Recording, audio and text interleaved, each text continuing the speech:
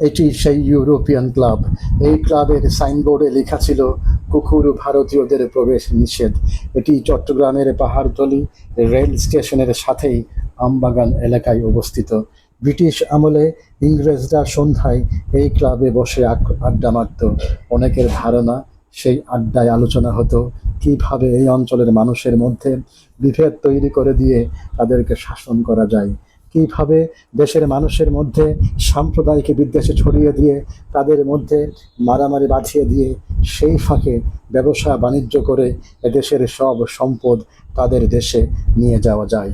এইসব বুঝতে পেরে মাস্টারদা সূর্য সেন দেশ স্বাধীন করার অন্যতম পদক্ষেপ হিসেবে এলাকার বিপ্লবী যুবকদের সাথে নিয়ে এই ইউরোপিয়ান ক্লাব আক্রমণ করার সিদ্ধান্ত নেন। 1930 সালে এপ্রিল মাসে তিনি প্রথমবারের মতো ইউরোপিয়ান ক্লাব আক্রমণ করেন। কিন্তু সেদিন গুড ফ্রাইডে থাকার কারণে ক্লাবে বাঙালি সবাই থাকলেও কোনো ইংরেজ না থাকায় সেই আক্রমণ ব্যর্থ হয়।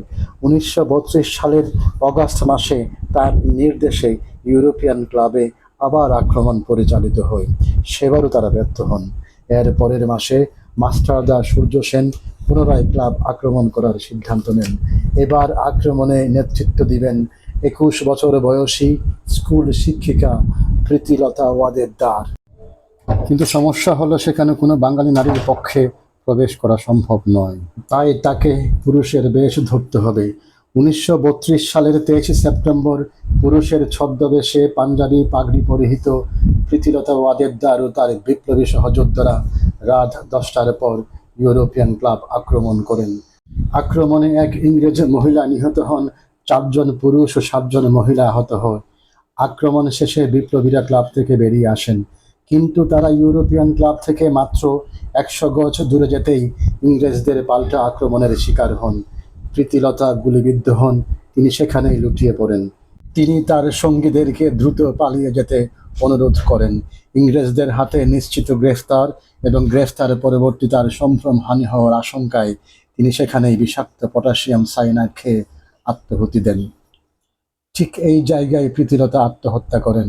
এখানে দাঁড়িয়ে আমি অনুভব করার চেষ্টা করছিলাম আমাদের প্রীতিলতা সায়ানাইড খাওয়ার পর কি কষ্টই না পাচ্ছিলেন।